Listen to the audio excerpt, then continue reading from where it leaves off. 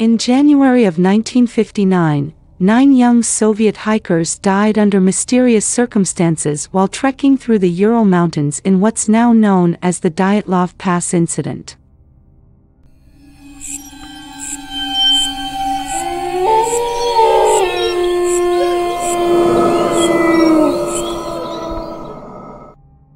In January 1959, a 23-year-old hiker named Igor Alexeyevich Dyatlov led a journey to reach the peak of Otorten, a mountain in the Northern Urals of Soviet Russia. The young man brought a team of 8 experienced hikers, many from the Ural Polytechnical Institute, along with him for the adventure. Before he left, Dyatlov had told his sports club that he and his team would send them a telegram as soon as they returned. But that telegram was never sent, and none of the hikers of the so-called Dyatlov Pass incident were ever seen alive again. When their bodies were found in the coming weeks, their strange and gruesome injuries left investigators baffled and repulsed. Some were missing eyes, another was missing her tongue, and many were struck by a force comparable to that of a speeding car, but no one could make sense of it. The Soviet government closed the case quickly and offered only thin explanations, saying that the hikers died due to hypothermia because they were inexperienced and that maybe something like an avalanche was at fault. But with that explanation clearing up almost none of the lingering questions, amateur sleuths have been puzzling over the mystery of the Dyatlov Pass incident for the last 60 years. And while the Russian government did reopen the case in 2019, we still don't know exactly what happened on that snowy mountainside all those years ago. Based on what was recovered from cameras and diaries discovered at the site of the hikers' deaths, investigators were able to piece together that on February 1st, the team began to make their way through the then unnamed pass leading to Otorten. As they pushed through the hostile climate toward the base of the mountain, they were hit with snowstorms that ripped through the narrow pass. Decreasing visibility caused the team to lose their sense of direction, and instead of moving toward Otorten, they accidentally deviated west and found themselves on the slope of a nearby mountain. This mountain is known as Kholat Syakhl, meaning dead mountain, in the language of the indigenous Mansi people of the region. To avoid losing the altitude they had gained, or perhaps simply because the team wanted to practice camping on a mountain slope before their ascent of Otorten, Dyatlov called for the camp to be made there. It was on this solitary mountainside that all 9 hikers of the Dyatlov Pass incident would meet their demise. When February 20th rolled around and there was still no communication from the hikers, a search party was mounted. The volunteer rescue force that trekked through the Dyatlov Pass found the campsite, but no hikers, so military and police investigators were sent in to determine what had happened to the missing team. When they arrived on the mountain, the investigators weren't hopeful. Though the group was made up of experienced hikers, the route they had chosen was remarkably difficult, and accidents on these tricky mountain trails were a real danger. With the hikers had been missing for so long, investigators expected to find an open-and-shut case of a horrific accident on treacherous ground. They were only partially correct. They found bodies, yet the state in which the bodies were found only raised more questions. Starting on February 26, the discoveries of the bodies opened up the true mystery of the Dyatlov Pass incident that continues to this day. When investigators arrived at the campsite, the first thing they noticed was that the tent had been cut open in a way that soon proved to be from the inside, and that it was nearly destroyed. Meanwhile, most of the team's belongings, including several pairs of shoes, had been left there at camp. They then discovered 8 or 9 sets of footprints from the team, many of them clearly made by people with either nothing, socks, or a single shoe on their feet. These tracks led to the edge of the nearby woods, almost a mile away from the camp. At the forest's edge, under a large cedar, the investigators found the remains of a small fire in the first 2 bodies, Yuri Krivonischenko, 23, and Yuri Doroshenko, 21. Despite temperatures of -13 to -22 degrees Fahrenheit on the night of their deaths, both men's bodies were found shoeless and wearing only underwear. They then found the next three bodies, those of Dyatlov, Zinaida Kalmogorova, 22, and Rustam Slobodin, 23, who died on their way back to the camp from the cedar tree. While the circumstances were odd, investigators found that the causes of death were clear. All the hikers, they said, had perished from hypothermia. Their bodies showed no indication of severe external damage beyond what had been inflicted by the cold. However, this didn't explain why Doroshenko was brown-purple in complexion or why he had gray foam coming from his right cheek and gray liquid coming from his mouth. Furthermore, this didn't explain why the hands of the two hikers under the cedar were scraped away and the branches above them were torn down as if the two men had tried desperately to seek shelter from something or someone in the tree. Meanwhile, Slobodin had head injuries consistent with someone falling and hitting their head over and over again, and Kalmogorova had a baton-shaped bruise on her side. These two hikers, as well as the others found by this point, were also generally underdressed and wearing some of each other's clothes, only supporting the idea that they'd fled suddenly and without adequate preparation into the freezing night, despite being experienced hikers. It wasn't until the other four bodies were found 2 months later that the mystery deepened even more. The remaining hikers were discovered buried under the snow in a ravine 75 meters deeper into the woods than the cedar, known as the Dyatlov Pass Den, and their bodies told even more gruesome stories than those of the other members of the group. Nikolai Thibault-Brignoles, 23, suffered significant skull damage in the moments before his death, while Ludmila Dubinina, 20, and Semyon Zolotaryov, 38, had major chest fractures that could only have been caused by an immense force comparable to that of a car crash. In the most gruesome part of the Dyatlov Pass incident, Dubinina was missing her tongue, eyes, part of her lips, as well as facial tissue, and a fragment of her skull bone. They also found the body of Alexander Kolevatov, 24, in the same location but without the same kind of severe wounds. This second group of bodies suggested that the hikers had died at distinctly different times because they appeared to have been making use of the clothes of the people who died before them.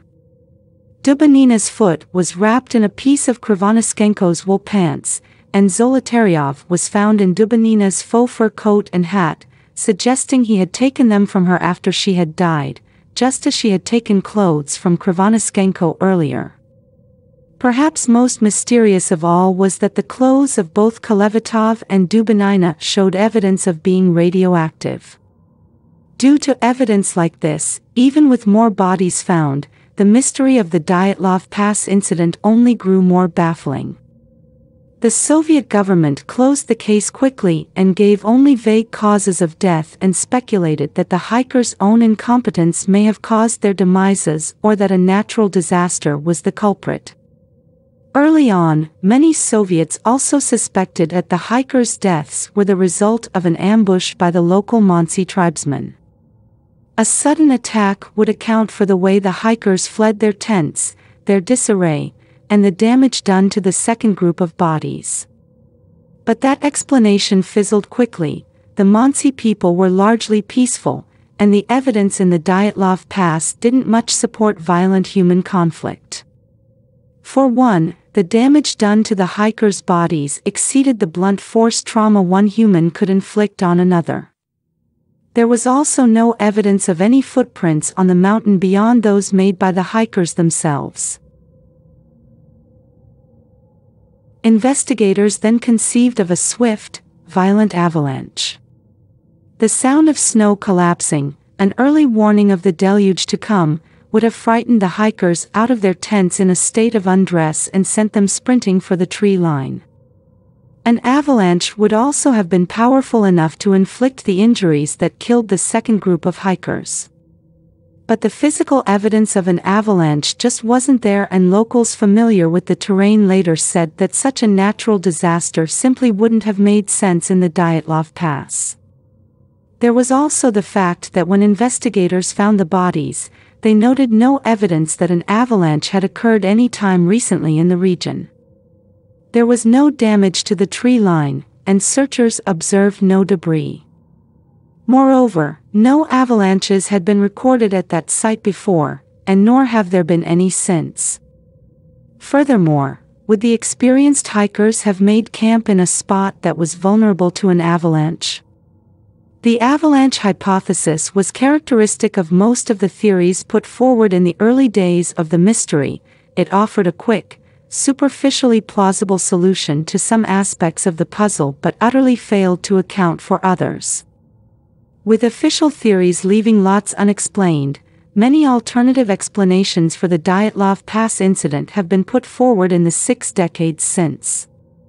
While many of these are highly elaborate, some are decidedly concrete and straightforward. Some tried to explain the hikers' strange behavior and lack of clothing with an in-depth look at the effects of hypothermia. Irrational thinking and behavior is a common early sign of hypothermia, and as a victim approaches death, they may paradoxically perceive themselves to be overheating, causing them to remove their clothes. The trauma to the second group of bodies, in this version of events, is caused by a stumbling plunge over the edge of a ravine. Yet hypothermia doesn't explain why the hikers left their warm tents in a panic for the frigid world outside in the first place. Other investigators began to test the theory that the deaths were the result of some argument among the group that got out of hand, possibly related to a romantic encounter. There was a history of dating between several of the members, which could explain some of the lack of clothes. But people who knew the ski group said they were largely harmonious. Moreover, the Dyatlov hikers would have been no more able to inflict the damage to their compatriots than the Monsi. The force involved in some of the deaths was, again, greater than that which any human could inflict. With humans effectively ruled out as the culprits behind the Dyatlov Pass incident, though there are theories that the KGB or murderous prison escapees were at fault, some began to posit non-human assailants. Some began to claim that the hikers were killed by a menk, a kind of Russian Yeti, to account for the immense force and power necessary to cause the injuries to 3 of the hikers. This theory is popular among those who focus on the damage to Dubinina's face. While most explain her missing tissue by positing a visit from small scavengers or perhaps decay resulting from her partial submersion in a watery undersnow stream, menk proponents see a more sinister predator at work. Other sleuths point to the reports of small amounts of radiation detected on some of the bodies, leading to wild theories that the hikers had been killed by some sort of secret radioactive weapon after stumbling into secret government testing. Those who favor this idea stress the strange appearance of the bodies at their funerals. The corpses had a slightly orange, withered cast. But had radiation been the cause of death, more than modest levels would have registered when the bodies were examined. The corpses' orange hue isn't surprising given the frigid conditions in which they sat for weeks. They were partially mummified in the cold.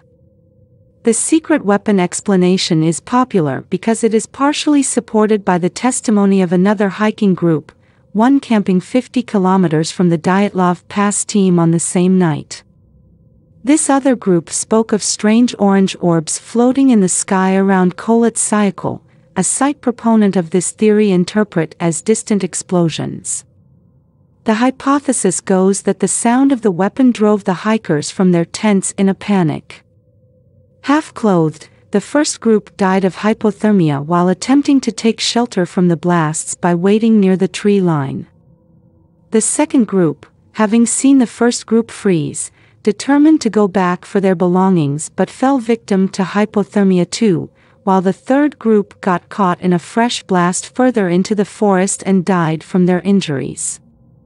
Lev Ivanov, the chief investigator of the Dyatlov Pass incident, said, "I suspected at the time and am almost sure now that these bright flying spheres had a direct connection to the group's death," when he was interviewed by a small Kazakh newspaper in 1990. censorship and secrecy in the USSR forced him to abandon this line of inquiry. Other explanations include drug testing that caused violent behavior in the hikers, and an unusual weather event known as infrasound, caused by particular wind patterns that can lead to panic attacks in humans because the low-frequency sound waves create a kind of earthquake inside the body. In the end, the hikers' deaths were officially attributed to a compelling natural force, and the case was closed. But in 2019, Russian officials reopened the case for a new investigation. This time, however, officials said they would only consider 3 theories: an avalanche, a snow slab, or a hurricane. And the case was once again closed with only a vague conclusion that no criminal activity was afoot. Investigators said in July 2020 that the hikers died of hypothermia after an avalanche of similar force pushed them out of their tent and into the cold. Still, the mystery remains unofficially unsolved. The mountainside in question was named the Dyatlov Pass in honor of the lost expedition, and a monument to the 9 hikers was erected in the Mykolaiv Cemetery at Ekaterinburg. There lay the only people who will ever know the full truth of what happened that night in the Dyatlov Pass.